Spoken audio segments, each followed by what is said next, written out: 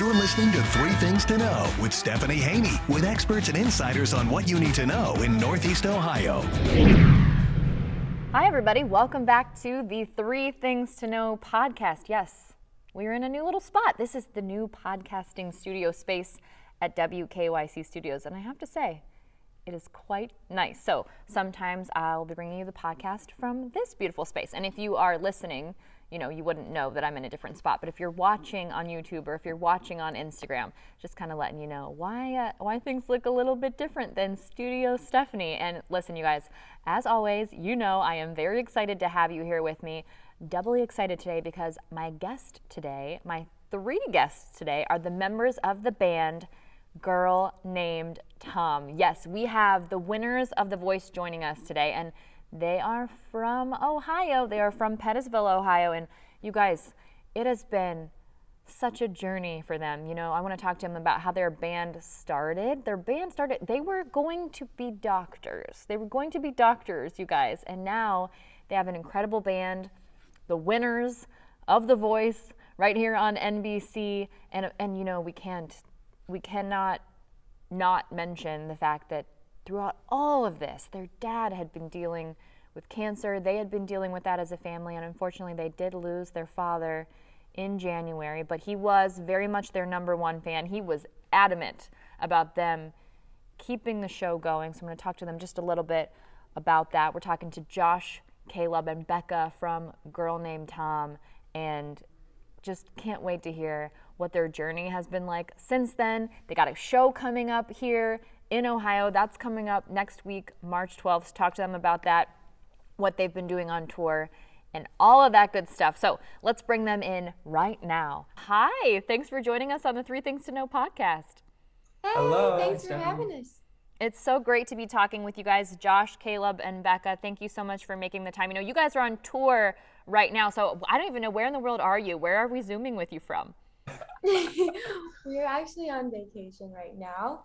We took a break from our tour, and we're with our mom somewhere south. So we're going to be in Springfield, Ohio next Sunday, a week from tomorrow. Saturday. Oh, really? The 12th. Oh, Saturday. Yeah. Right. But yeah, we've been in the midst of a tour. We went down to New Orleans. We went and played in Birmingham, Alabama. We were in Nashville. We played in San Francisco. So we had an awesome little run. And we got a little break now, and then we're going to jump right back in. Well, I have to thank you guys for making time to talk while you were on vacation. I didn't realize you were on vacation. But we appreciate it because, yes, you said you're going to be back here in Ohio performing next Saturday, March 12th at Springfield. And, you know, before we get into it, I just want to share, you know, some of the messages that people have sent to you guys and acknowledge this has been a tough time. You had been back in Ohio, you know, very sorry for the passing of your father, and he was one of your biggest fans. So how does that feel, being able to continue to do what you know up until the very last moment he really, really wanted to happen for you? Mm-hmm. For sure. I mean, since we started this band, he's been very energetic and supportive, and we really feel like our music has taken on new flight as we've gotten so much more exposure now. And to share that with him, you know, he got to see us win The Voice, which we never thought could happen at the beginning of starting our band or anything. And now, like, going on from that, using that as a springboard into the next, you know, realm of touring and recording and every step along the way, to share that as siblings, and with our parents, even though our father has passed, it's just like, it's very meaningful, and our music just means more now than ever. Mm-hmm. And obviously family is very important to you. Not only are you all siblings, but you said you're with your mom on vacation now. You know, you had been living in Indiana before The Voice. After The Voice, you moved back to Pettisville, Ohio. That's where you moved back to, right? I know that's where you're from. Yes. Yeah. Okay, so how was that, coming back to your home base, especially after becoming nationally, I mean, really internationally known musical artists? We love our town so much, and they've been supportive of us ever since we were young. They'd come to our soccer games, cheer us on, basketball, and of course musicals and anything music related. And yeah, when we came back, we actually did a little surprise show for the students of our old high school. It's K through 12 school. So they just one put building. one building. They put everyone into the cafetorium. It's one of those hybrid cafeteria auditorium things. And that was super meaningful for us to be able to surprise them in that way. And it was just shocking. We were surprised how much they, are excited about it. Yeah. And yeah, it's inspiring to us to be able to be some kind of example to them. Well, it's very exciting for us here in Northeast Ohio. Obviously, we've been following your journey. I have to take it back, though. I want to take it way back because there was some talk about medical school, and then you ended up having a band, and it was your mom's idea. Tell me that story. Yeah, it's been a wild run here. So Caleb had graduated from college. I also had graduated from college, and Bekah had just graduated from high school, and this was 2019, the spring of 2019, and we were all kind of going to be going in different directions. Caleb and I both graduated with biochemistry majors, and so we were thinking medical school. Bekah was thinking about going to college, also thinking going down the medical path, because we have a lot of doctors in our family, and that's just kind of been the norm. And our father was sick at this time, and our mom was like, you guys, like, you realize if you all go to med school, like, we're not going to see you. We're not going to be like a family unit if we all kind of go our separate ways, because it's such a time commitment, and, you have to be there if you're going to go into medicine. And so, yeah, she suggested, like, you guys all love music. You've been playing music your whole lives. Why don't you like join up together, go travel the country for a year, and we could all, have this family project that we could all be working towards in some of Dad's last years.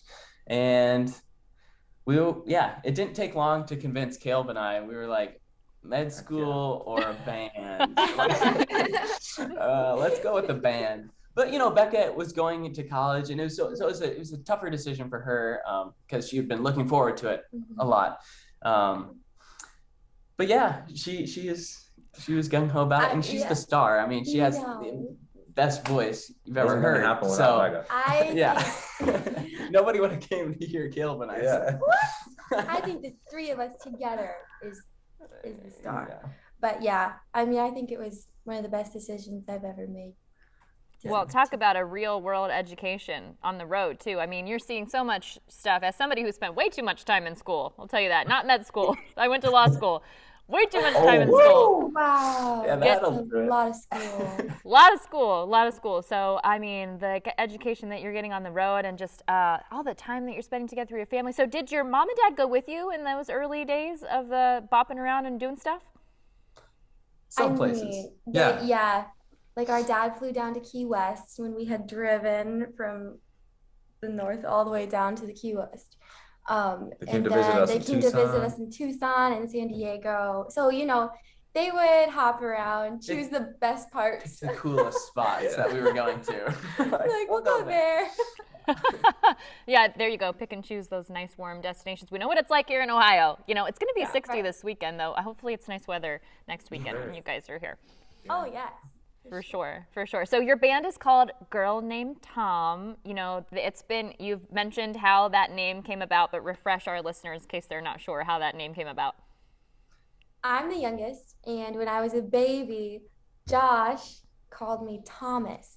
And he's had a lot of nicknames for me, but that was like the most strange and like ordinary name, Thomas, and to call your little sister, it's just a strange thing. So that's where Girl Named Tome comes from. Yeah. I can relate to that too, because I have two brothers. I am the middle child. And my family always told me that if I was a boy, they would name me Steve. I think that my brothers would have really, really probably preferred, because I'm Stephanie, they would have named me Steve. Yeah. No bands, though. No bands in our future. I can't carry a note in a bucket. I don't know about them, but I definitely cannot. But you guys have beautiful voices together, beautiful performances together. I mentioned I am a middle child. There's the three of you, Josh, Caleb, and Bekah. At what point did you decide that you would actually be able to do this without murdering each other? That was never an issue for us. Yeah. we were homeschooled Yeah, together, so that's we were right. like each other's first friends. And only friends. Yeah, and only friends. And so really our parents fostered like this really warm, loving home. Yeah. And so like we were on each other's team always. And yeah, it always felt more comforting when we were with each other wherever we went. And so, I mean, obviously now that we're adults, there are more challenges because we do have, we're more confident in our individuality, I guess. Mm-hmm. But we've sought like some counseling and some coaching in terms of prioritizing those relationships with each other. And so that's helped us too, to just stay on track, because we know being in business together, working together all the time, like it can be a scary thing, but we definitely don't want to lose our love for one another. Yeah. It sounds like you guys have the communication aspect down and like really figuring out how you can work together, make it all work, really having respect for each other. Tell me about auditioning for The Voice. How did that happen? How did that come to be? It was kind of a spur of the moment decision because our old voice teacher, who has been an amazing mentor along this whole journey, and she's still an amazing mentor, she sent us an email saying the auditions are closing soon for The Voice, and all you have to do is like set up your camera, your phone, and do like 45 seconds of a song, and then you go on to the next round. So it was virtual because of COVID. And so we thought, I was like, guys, let's really do this. And the boys were like, no way, reality TV sounds terrible, we're not doing it, they're gonna make us who we aren't. And I was like, come on, guys, let's just give it a go. If we don't make it, we don't make it. But we did, and then made it to the next round. And then, we were just really impressed by how professional all of the voice people were, like from day one, and how they really encouraged us to be ourselves and never made us do anything we didn't feel comfortable with, or, painted us to be someone else. So it was just like a very good experience. Yeah. Overall. And we learned a lot about the industry and how television works. And it was way more supportive overall than what we thought it would be too, because music is not a competition, it's a collaboration. And that was one of our worries going into it. Right. Like, music isn't about competing with each other, but all the artists that were there were really supportive of one another. We were on each other's team, we were rooting for each other, and that just made a world of a difference. Like the culture is just so positive there. And everyone is unique, and that's what makes us all so special. And I thought that as a trio, we do have something very unique, and I didn't know if it had a place on television or not, but it turns out that I think it does. Yeah. I think you're right. I think that you're definitely right. Obviously, what you're doing has resonated with people. Now, something definitely very unique, especially for The Voice, because you all are the first group to win The Voice. So what did that feel like in those kind of final days, those final moments, those final coaching sessions, rounds of competition, to know that you were getting so close to really potentially and then actually making history? Yeah, it was wild to just live through that. Because it got more and more intense, smaller and smaller group of people, and busier. Like you said, there was rehearsals all the time and recording sessions.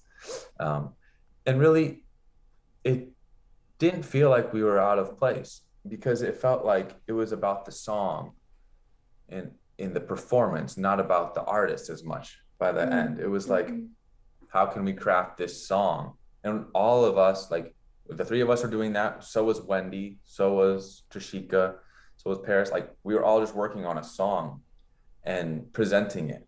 And so if you think about it that way, we were no different than any of the other contestants. We were a unit that was, curating something for a wider audience. And so we all felt like, we didn't feel like we stuck out like a sore thumb or anything. It was pretty natural, I think. Have you all stayed in touch at all with the other finalists? Yeah, Paris just called us a week and a half ago. Yeah. FaceTimed a bit. we really built amazing relationships that we'll have forever, those friendships. And, you know, different pockets of the country came together and we were all in LA. It felt like a music camp, really. Yeah. And there was such mutual respect for not only everyone's musicianship, but their personalities and their stories that they brought to the table. How about the coaches? I know you said it was a very supportive, collaborative environment in that way. Have they stayed in touch at all? Not so much. I mean, they've got a lot going on for sure. And Yeah. I'm sure if you needed them, you could pick up the line and get them if you needed to. Yeah, that's what Kelly's That's told what us. she said, She'll be yeah. there for us if we need her. And right now, we'll definitely take her up on that someday. Yeah. All right, well, let's talk about a little bit just about how life has changed since that moment. I mean, I know I was reading an older interview of yours from back in December. I don't even think you had your own cars back then. Do you have your own cars now? Or are you still borrowing the van? That We're van. still borrowing that same van. I love it. Van life. That's amazing. That's right. Yeah. We might level up to a Sprinter van soon. It'll be sad when that day comes. No, it'll be good. It'll be good. There's But a lot of history in the van. yeah, that's taken us a lot of places. All right, well, I know you said back in those moments, you know, when you were nearing the end of that journey on The Voice, that you were going to maybe start in the smaller venues. You know, you're going to get to that Carnegie Hall for sure. How's that looking? How's it been on the tour? What kind of spaces are you playing in? Mm-hmm. We're playing in a lot of different places. We're actually scheduled for the Huntington Center in Toledo, Ohio for August 30th. And that's exciting. And, you know, the arena in Springfield, like places that I never would have pictured a year ago we would be playing, you know, because we were playing living rooms not too long ago. And, you know, every stage is important. And so we're grateful for where we've been and excited for the future. And yeah, at this stage, we're really experimenting, you know, where our audience is, what do they like best, What kind of rooms work best for us, and what fits our music. We played a really sunny festival in New Orleans in some afternoon before Heart played. And then we played like in a dark and misty theater in San Francisco. Yeah. And then like this really hip industrial room in Birmingham, Alabama. Yeah. And then we played a big theater in Van Wert, Ohio that was like 1,500 people or something. So yeah, we played a lot of different rooms and we're getting a feel for what fits us best. Well, I tell you what, it is very cool for all of us here in the Cleveland area in Northeast Ohio to be watching your journey. And what a cool time for you guys to get to experiment as artists and to do it with, you know, so many eyes on your incredible musical performances. We just can't say how excited we are for you. So remind us again, Springfield show, March 12th. Where are you playing? That's right. The Cuss Auditorium. All right. We will see you. You will be at the Springfield show this coming Saturday, March 12th. Thank you guys so much for your time on the 3 Things to Know podcast. Yes. Thank you. you so much, Thank you. Stephanie. It's great to talk with you. Take care.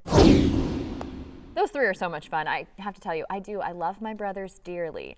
I don't know if we could have a band together. I mean, I definitely know that we could not have a band together because I cannot sing. But, you know, maybe if I learned the drums or something. I don't know if they can sing. I've actually never heard them really try to sing outside of doing karaoke with my little brother with the little Haney. But that is not a band to make. But anyway, they are so fun. You can really tell that family bond is so strong. It's a beautiful thing to see when it just works out like that and you can just go ahead and make your dreams come true. So remember, again, they are playing in Springfield, Ohio. That is on Saturday, March 12th. That's at the Clark State Performing Arts Center. So if you want to grab those tickets, you can go to their website. I'll put that link in the show notes. I'll also put it on WKYC.com and it'll be in the YouTube info if you're watching this on YouTube. And by the way, so Bekah mentioned this. Here's what you need to know in NEO. This is the Northwest Ohio edition of what you need to know in NWO, because they have